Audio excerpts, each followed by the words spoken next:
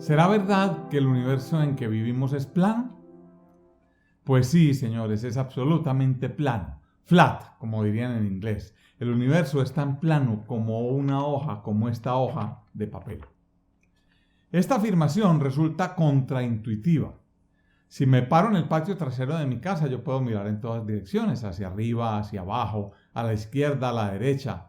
Puedo mirar hasta el cielo para sentir la cara del sol del mediodía y me puedo imaginar a alguien en Sumatra, la antípoda de Cali, mirando en ese mismo instante el cielo, viendo la luna y objetos en el espacio que yo no tengo al alcance de mi vista porque pues estoy mirando hacia el lado opuesto del universo observable. El universo que yo entiendo, entonces, tiene por lo menos 3 dimensiones espaciales. La ciencia me dice que el universo se está expandiendo en todas direcciones y además Einstein nos enseñó que el espacio y el tiempo son una sola entidad de 4 dimensiones llamada espacio-tiempo. De modo que el universo no puede ser plano ni riesgos. Sin embargo, contra lo que nos dice la intuición, la evidencia disponible nos muestra que el universo es plano y la mayoría de los físicos teóricos así lo entienden. Para tratar de aclarar el asunto, decidí hacer este video producto de una nota de Facebook que hice hace un par de años. Pretendo entonces, sin abusar de su tiempo, desarrollar una pequeña agenda de 3 puntos. Primero, ¿a qué se refieren los científicos con el término plano, flat? 2. ¿Cómo han hecho los científicos para establecer la geometría del universo? Y 3. ¿Cuál es la diferencia entre geometría y topología? Es decir, entre la geometría del universo y su forma real. Miremos entonces el punto 1, la geometría de un espacio. Lo primero que tenemos que hacer es entender que cuando los físicos hablan del tema del universo plano, se refieren a él en términos matemáticos.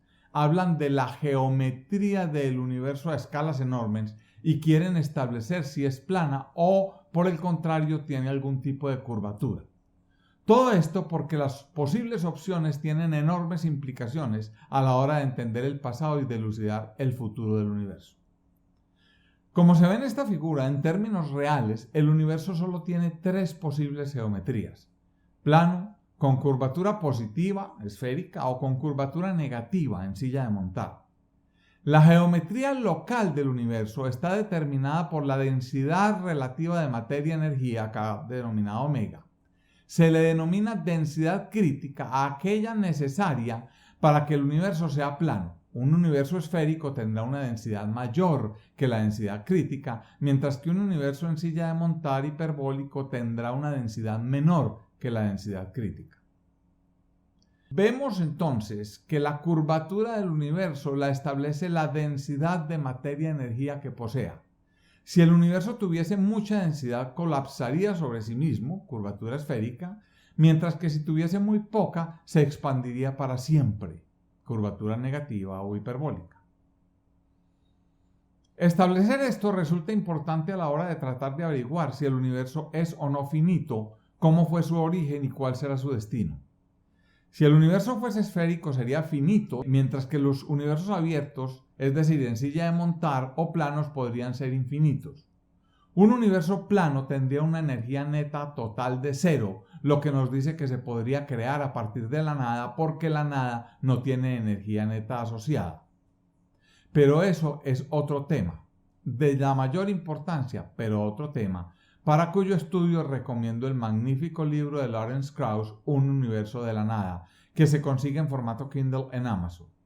En este texto podemos entender cómo se puede crear un universo de la nada sin violar ninguna ley de la física. Abajo les dejo este enlace para que lo puedan consultar. Para establecer si la geometría de un espacio es plana, basta con acudir solo a 2 postulados de la geometría euclidiana. 1. En los espacios euclidianos, 2 líneas paralelas se mantienen siempre paralelas. Y 2. La suma de los ángulos internos de un triángulo dibujado en un espacio euclidiano plano siempre será de 180 grados. Miremos esto con más cuidado utilizando esta grafiquita. Si trazamos dos líneas paralelas en una hoja de papel, plana por supuesto, estas se mantendrán paralelas siempre. Aunque nuestra hoja fuese infinita, las líneas jamás se cruzarían. Por el contrario, si tomamos dos puntos del ecuador de una esfera y empezamos a trazar desde allí líneas paralelas rumbo norte, esas líneas, sin haber cambiado de sentido a propósito, se encontrarán en el polo norte de la esfera. Si dos paralelas se interceptan, entonces tenemos una geometría curva definida. Ahora bien, en un espacio de geometría abierta, tipo silla de montar, dos líneas paralelas empezarán a divergir y lo harán hasta el infinito. Esto caracteriza a este tipo de geometría hiperbólica. Si lo miramos desde el punto de vista de la suma de los ángulos internos de un triángulo, podemos ver que en un espacio euclideo, o sea plano, la suma de los ángulos internos de cualquier triángulo que se dibuje es siempre 180 grados. Si dibujamos un triángulo en una superficie esférica, la suma dará siempre mayor de 180 grados. Esto es fácil de imaginar. Piense en ubicarse en un punto del ecuador. Luego inicia una caminata con rumbo al polo norte. Al llegar allí, la caminata fue más o menos 10.000 kilómetros, hace un giro de 90 grados a la derecha y empieza a caminar hacia el sur. Luego de 10.000 kilómetros llega otra vez al ecuador, pero no al mismo punto desde donde arrancó. Toca hacer otro giro a la derecha de 90 grados y caminar otros 10.000 kilómetros hasta el lugar de partida. Con esa caminata habremos trazado un triángulo sobre la superficie de la Tierra y la suma de los ángulos internos de ese triángulo es de 270 grados. El concepto de plano no tiene entonces el mismo significado en la ciencia que en nuestra vida cotidiana. Siendo así, con lo que hemos dicho estamos listos para hacer experimentos. Nos toca ir a dibujar líneas paralelas y triángulos en el espacio con el fin de establecer la curvatura que tiene el universo, si es que de pronto tiene alguna. Inicialmente parece que podríamos tener un problema porque la geometría euclidiana habla de espacios de dos dimensiones y nuestro universo tiene por lo menos tres dimensiones reconocibles en el espacio. Sin embargo, las matemáticas de la geometría euclidiana se pueden aplicar sin ningún problema a espacios geométricos de tres dimensiones, aunque esto no sea fácil concebirlo en la mente. Ese es un asunto que ya había explicado en un video del canal que se llamaba ¿Cómo hacen las matemáticas para hacer el lenguaje de la ciencia? Abajo les voy a dejar el enlace.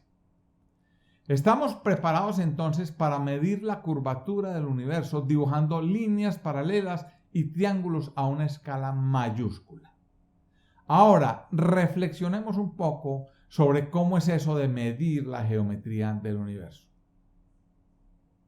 La verdad es que las mediciones para establecer la geometría del universo, plana o curva, ya se han hecho.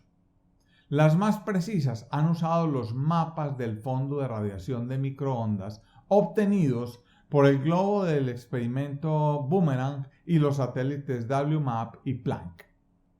Resulta que, como el fondo de radiación de microondas sucedió 300.000 años después del Big Bang, un observador puede trazar líneas hacia el fondo de radiación de microondas y tomar dos cuya separación proyectada en ese fondo sea de 1 grado, estableciendo así que la distancia entre dos puntos del fondo de microondas separados 1 grado es de 300.000 años luz.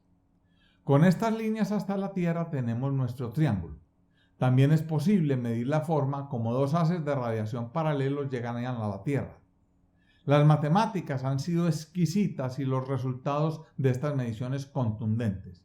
Con un muy pequeño margen de error, las líneas paralelas siguen paralelas y la suma de los ángulos internos del triángulo da 180 grados. Conclusión, vivimos en un universo plano.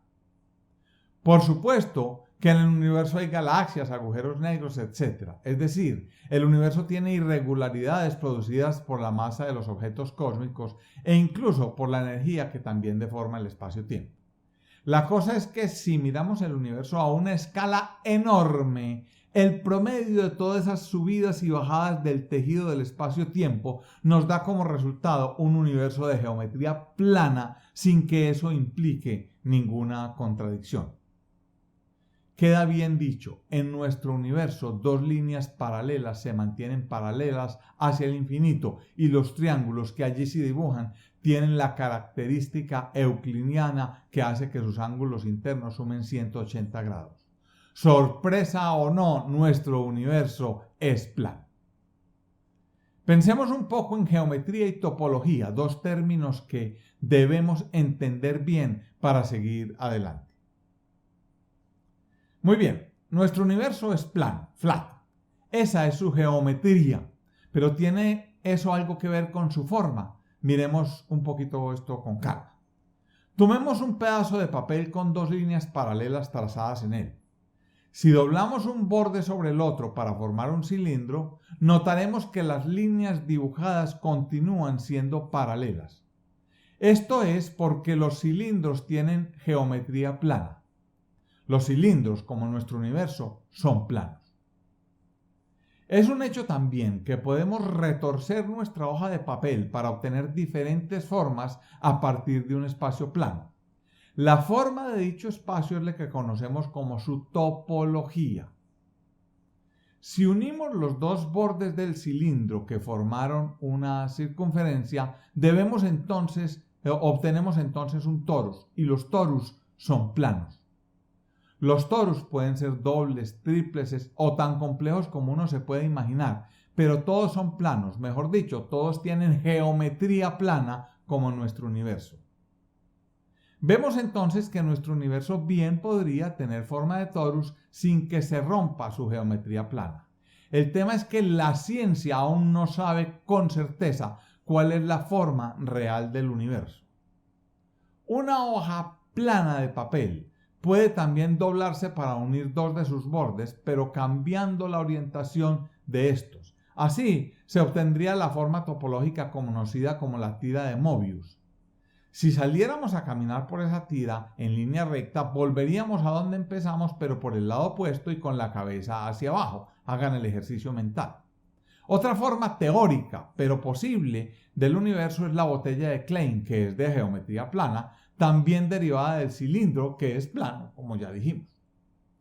Entendemos entonces que nuestro universo plano puede tener diferentes formas topológicas sin perder su geometría plana. De hecho, hay descritas 18 diferentes, como podrán ver en este enlace que también les dejo en la descripción del video.